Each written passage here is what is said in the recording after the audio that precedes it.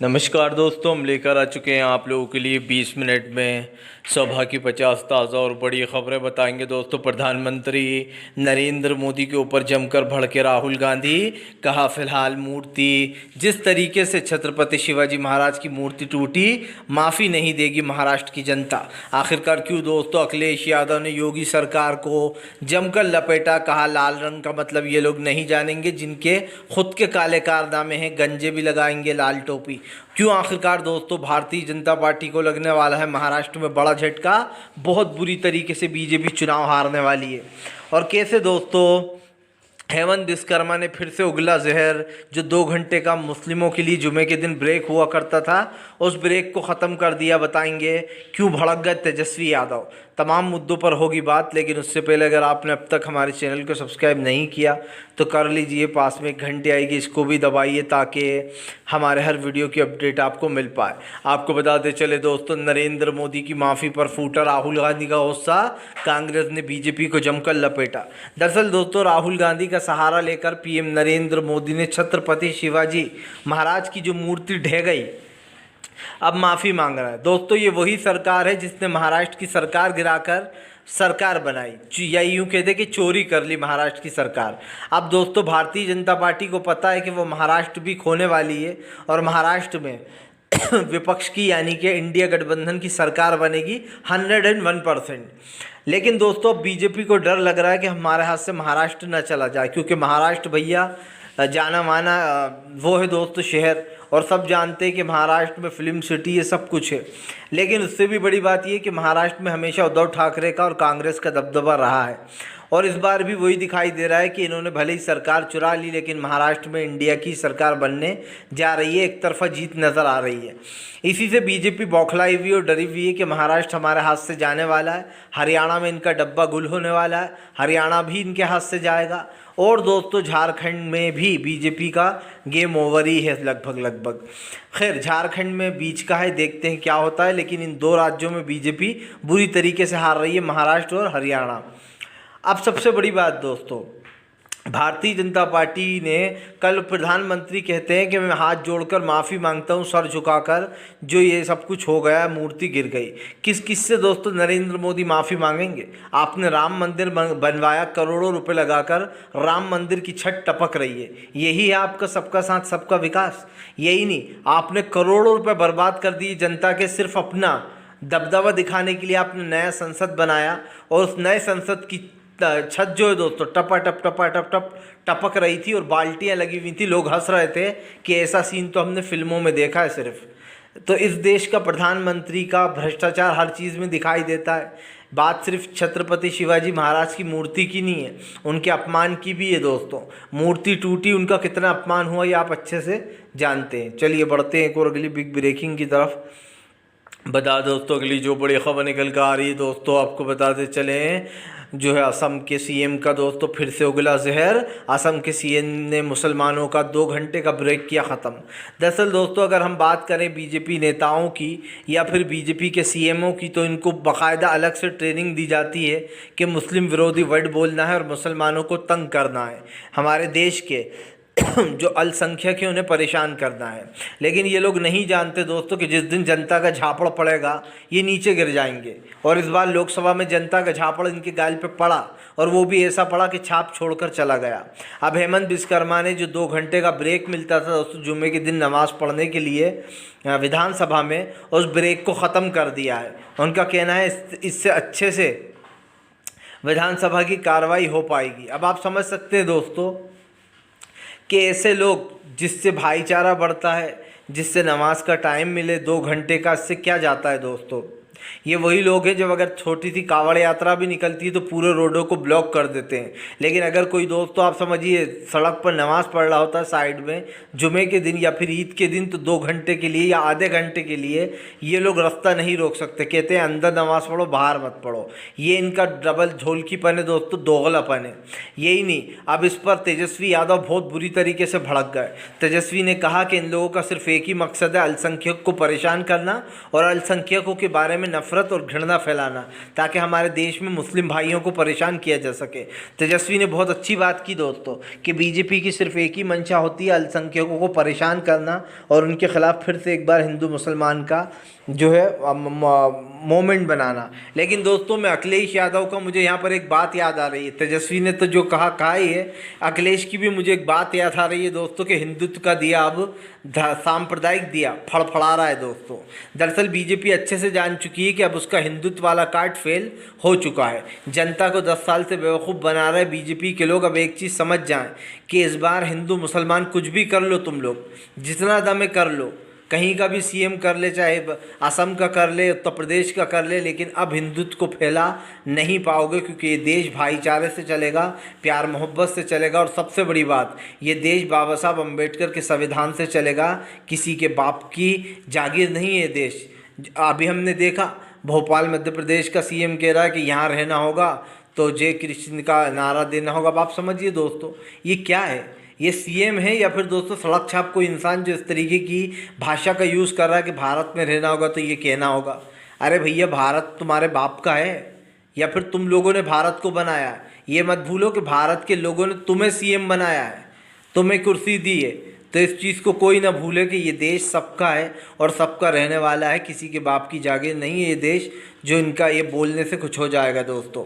चाहे कोई भी हो, वो कहीं का भी सीएम हो, आज सीएम है कल सीएम पद से उतर जाएगा दोस्तों, फिर क्या करेगा, कल पावर नहीं होगी तो ये लोग जो लोग सोचते हैं आज हमारे पास पावर है, बीजेपी ने हमें दी है तो कम से कम हम दूध का कर्ज चुका दें, या फिर दोस्तों जो हमारे ऊपर जो मेहरबानी की है उस मेहरबानी का कर्ज तो चुकाना पड़ेगा।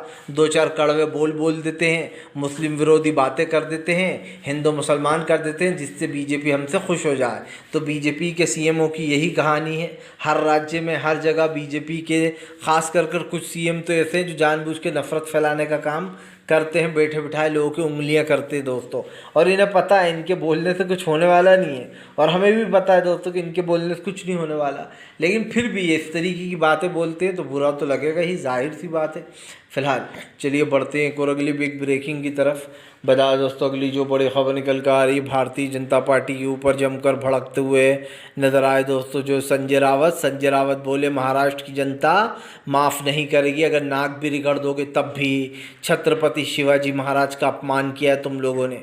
दरअसल दोस्तों आपको बता दें चले, छत्रपति शिवाजी महाराज की मूर्ति गिरने पर शिवसेना ने बीजेपी को जमकर लपेट रखा। आपको बता दें चले संजय रावत ने प्रधानमंत्री को घेरे में लेते हुए कहा कि प्रधानमंत्री माफ़ी मांगने लायक पात्र नहीं है।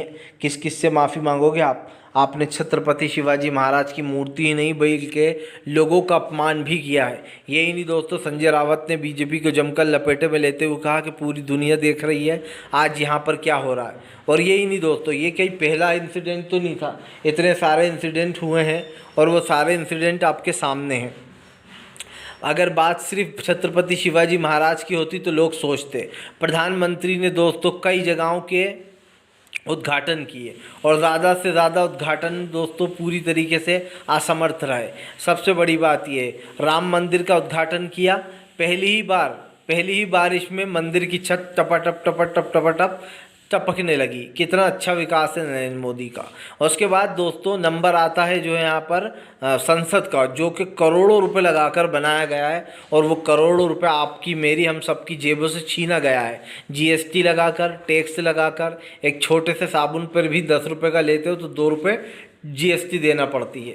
तो इससे दोस्तों करोड़ों रुपए आम जनता की जेब से घसीटा, नया संसद बनवाया, और उसमें कितना घोटाला हुआ है ये सब जानते हैं कितना घोटाला हुआ है। और दोस्तों उसकी छत टपकने लगी पहली ही बारिश में।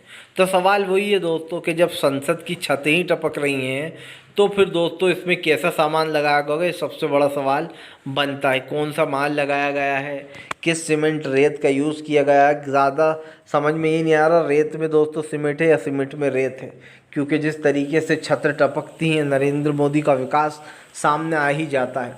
और हमने तो यही देखा है कि जब उत्तर प्रदेश जिस जगह पर ये लोग घमंड कर रहे थे अयोध्या पर, हाँ अयोध्या कर के वोट मांगने की साजिशें कर रहे थे, वहाँ पर चालें चल रहे थे, उसी अयोध्या ने बीजेपी को बुरी तरीके से चुनाव हरवा दिया। और इसका सबसे बड़ा रीज़न है सबसे ज़्यादा गरीब तबके, उन मासूमों के घर तोड़ देना, मंदिर बनाने के लिए घरों को रौंद देना। मैं दावे से कह सकता हूँ दोस्तों कि किसी भी धर्म में या कोई से भी धर्म का इंसान होता तो वो ये नहीं कहता कोई भी भगवान कि गरीबों के घर तोड़ दो। इस देश में बहुत सारी मस्जिदें, बहुत सारे मंदिर हैं दोस्तों, लेकिन जो बेचारे गरीब हैं उनके घर छीन लेना ये कहाँ तक सही था, ये आप सब जानते हैं। इसलिए अब बीजेपी चाहे कुछ भी कर ले, जो विश्वास बीजेपी खो चुकी है अब वो कभी नहीं लौटने वाला है, क्योंकि दोस्तों ये लोग आपसे वोट लेकर गरीबों की ही पीठ पे छुरा घोंपने का काम करते हैं। मैं तो आपसे सिर्फ इतना ही कहूँगा कि बीजेपी के बहकावे में अब कभी मत आना। ये बीजेपी न सत्ता में रहने लायक है और सच बताऊँ तो न देश में रहने लायक है। ये लोग सत्ता के लिए इतनी नफरत फैलाते हैं जिसकी कोई हद नहीं है दोस्तों। और क्या हो रहा है ये किसी छुपा तो है नहीं। जिस तरीके से देश में इस तरीके की चीज़ें फैलाई जाती हैं उससे जनता को बचना चाहिए। प्रधानमंत्री हों या बीजेपी के तमाम नेता, उन सब का एजेंडा हिंदू मुसलमान होता है। इस देश में मुझे सिर्फ एक ही नेता अच्छा लगता है, वो है राहुल गांधी दोस्तों, क्योंकि राहुल गांधी देश में प्यार फैला रहा है। जहाँ बीजेपी नफरत, तो राहुल गांधी प्यार फैलाने का काम कर रहे हैं। राहुल गांधी में और प्रधानमंत्री में यही फ़र्क है कि राहुल गांधी रातों रात पॉपुलर हो गए और प्रधानमंत्री की पॉपुलैरिटी घट गई दोस्तों। तो आप समझ सकते हैं कि फ़िलहाल राहुल गांधी के सपोर्टर कितने हैं। फ़िलहाल चलिए बढ़ते हैं एक और अगली बिग ब्रेकिंग की तरफ। बता दोस्तों अगली जो बड़ी खबर निकल कर आ रही है, मध्य प्रदेश में पिटाई वाला, एक बुज़ुर्ग महिला की पिटाई और पोते की पिटाई वाला मामला गरमाया। जीतू पटवारी थाने में अड़े रहे जब तक कि दोस्तों नहीं कर ली गई थी रिपोर्ट दर्ज। दरअसल आपको बताते चले, पहले तो कांग्रेस ने मोर्चा खोल दिया। अब कांग्रेस दोस्तों मध्य प्रदेश में मजबूत होगी। अगर देखा जाए तो कांग्रेस पिछले 10 सालों में या फिर यूँ कहते कि इन जो आने वाले साल थे इसमें बहुत कमज़ोर हुई दोस्तों। हमने देखा कि कैसे कांग्रेस का लगभग मध्य प्रदेश से सूपड़ा ही साफ हो गया, जबकि अगर इससे पहले की बात करें तो कांग्रेस टक्कर में खड़ी हुई थी, उसने बीजेपी को बुरी तरीके से हरा दिया था। लेकिन दोस्तों अब की बार हमने जो देखा 5 साल में जो तख्ता पलट हुआ था सरकार गिराने के बाद, बीजेपी ने अपने आप को मजबूत किया। लेकिन दोस्तों ये मत भूलिएगा कि उत्तर प्रदेश सबसे बड़ा राज्य था, वहाँ पर बीजेपी दोस्तों अपने आप को सबसे बड़ा बताने की कोशिश कर रही थी। और दोस्तों बीजेपी ने जिस तरीके की चीज़ें की थी ये किसी से छुपी नहीं है। भारतीय जनता पार्टी ने दोस्तों ये बताने का काम किया था कि वो उत्तर प्रदेश में चुनाव जीत रही है और उत्तर प्रदेश से दिल्ली का रास्ता तय होता है। लेकिन दोस्तों यूपी के 2 लड़कों ने यानी कि राहुल गांधी और अखिलेश यादव ने ऐसा माहौल बनाया कि उत्तर प्रदेश में बीजेपी लगभग ख़त्म हो गई। और इसीलिए दोस्तों भारतीय जनता पार्टी का सूपड़ा भी साफ हो गया उत्तर प्रदेश से। अब बारी मध्य प्रदेश की है दोस्तों। अगर देखा जाए तो मध्य प्रदेश में जीतू पटवारी दोस्तों अब अपनी कमर कसने का काम कर रहा है। कांग्रेस हर मुद्दे पर घेर रही है बीजेपी को। जिस तरीके से एक बुज़ुर्ग महिला और उसके पोते को दोस्तों उस महिला एसपी ने खूब कूटा, सबने देखा, वो वीडियो वायरल हुआ। अब दोस्तों ये तो साफ़ हो गया है कि जीतू पटवारी ने रिपोर्ट दर्ज करा दी है और उसमें ये भी साफ कहा गया कि केस दर्ज नहीं किया जा रहा था। लेकिन जीतू पटवारी 4 घंटे तक बैठे वहाँ पर कि जब तक नहीं करोगे मैं नहीं जाने वाला। और उसके बाद केस दर्ज किया गया दोस्तों। अब एक चीज़ साफ दिखाई दे रही है कि अब मध्य प्रदेश में कांग्रेस मजबूत हो रही है और सबसे बड़ी बात ये अब वो अपनी खोई ज़मीन को पाने का काम करेगी। तो हम तो यही कहेंगे कि जल्द से जल्द दोस्तों पूरे देश से बीजेपी हट जाए, क्योंकि इसने देश का बहुत सत्यानाश कर दिया। 10 साल भुगतने के बाद नीतीश और नायडू ने फिर से एक बार बीजेपी की सरकार बनवा दी और ये इन दोनों का ज़िंदगी का सबसे बड़ा वर्स्ट फैसला है दोस्तों।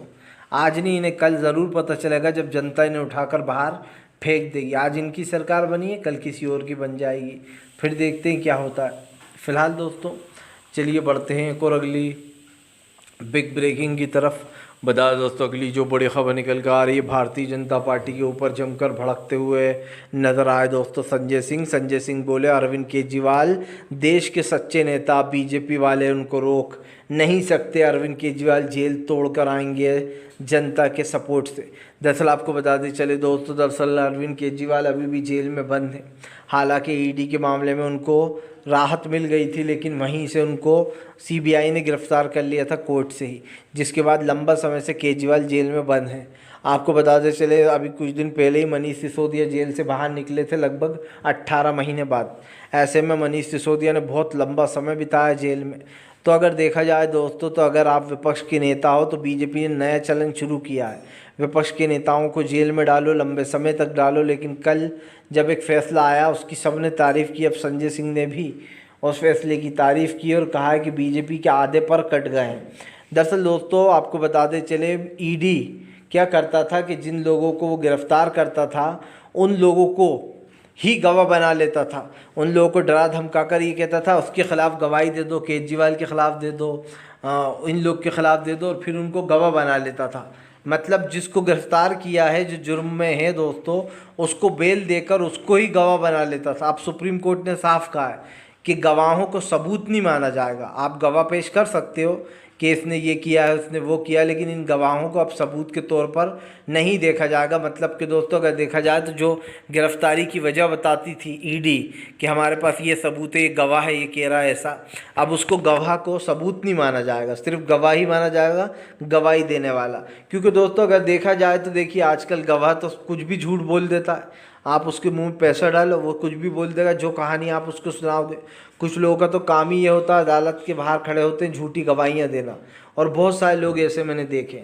तो ये चीज़ को अब ईडी को इस मामले को ख़त्म कर दिया गया है। साफ कहा गया है कि फ़िलहाल अब इस चीज़ को जो है यहाँ पर बढ़ावा नहीं दिया जाएगा। अब इस चीज़ को जो है यहाँ पर दोस्तों किसी भी तरीके से इग्नोर किया जाएगा, और सीधी सी बातें, बहुत अच्छा फ़ैसला लिया गया है। चलिए बढ़ते हैं एक और अगली बिग ब्रेकिंग की तरफ। बता दोस्तों के लिए जो बड़ी खबर निकल कर आ रही, प्रधानमंत्री नरेंद्र मोदी के ऊपर जमकर भड़कते हुए नजर आए दोस्तों। असदुद्दीन ओवैसी बोले मुसलमानों की जितनी भी चीज़ें हैं उसको ख़त्म कर देना, मुस्लिमों के हर कानून में घुसना, ये बीजेपी की सिर्फ आदत नहीं है दोस्तों, बीजेपी की राजनीति है। दरअसल ओवैसी ने बीजेपी की आलोचना की है। उन्होंने कहा कि असम में जो 2 घंटे संसद के दिए जाते थे नमाज़ पढ़ने के लिए, उसको ख़त्म करना हेमंत विश्वकर्मा की क्रूरता और दोस्तों मुस्लिम विरोधीपन को बताता है। यही नहीं दोस्तों, हेमंत विश्वकर्मा हमेशा से मुस्लिम विरोधी बयानबाजियाँ करते हैं, ये पहली बार नहीं है, और इससे भी पहले उन्होंने कई ऐसी चीज़ें की हैं जो साफ दिखाई देता है। लेकिन दोस्तों आपको बता दें, इससे पहले हेमंत विश्वकर्मा कांग्रेस में थे, तब उनका विचारधारा अलग थी। जैसे ही बीजेपी में आए विचारधारा हिंदुत्व वाली हो गई, और बहुत सारे ऐसे नेता हैं जिनकी विचारधारा अलग हुआ करती थी जब दूसरी पार्टी में थे। अब जब दोस्तों बीजेपी में आ गए तो खुल के हिंदुत्व फैलाते हैं। लेकिन ये लोग दोस्तों ये चीज़ क्यों भूल जाते हैं कि ये लोग ज़्यादा टाइम तक नहीं हैं, एक ना एक दिन सबको बदलना होता है, सत्ता बदलती है, आपको भी जाना होगा देश से। और ये चीज़ अब असम में भी होगी दोस्तों। असम में मुझे दिखाई दे रहा है गौरव गोगोई आने वाले सीएम बनेंगे, क्योंकि गौरव गोगोई की पकड़ अब असम में दिखाई दे रही है। कांग्रेस के गौरव गोगोई राहुल गांधी के काफ़ी करीबी माने जाते हैं, और ऐसे में दोस्तों गौरव गोगोई की जो एक पकड़ हमें दिख रही है असम में, वो साफ बता रही है कि आने वाले समय में असम में बीजेपी की करारी हार होगी।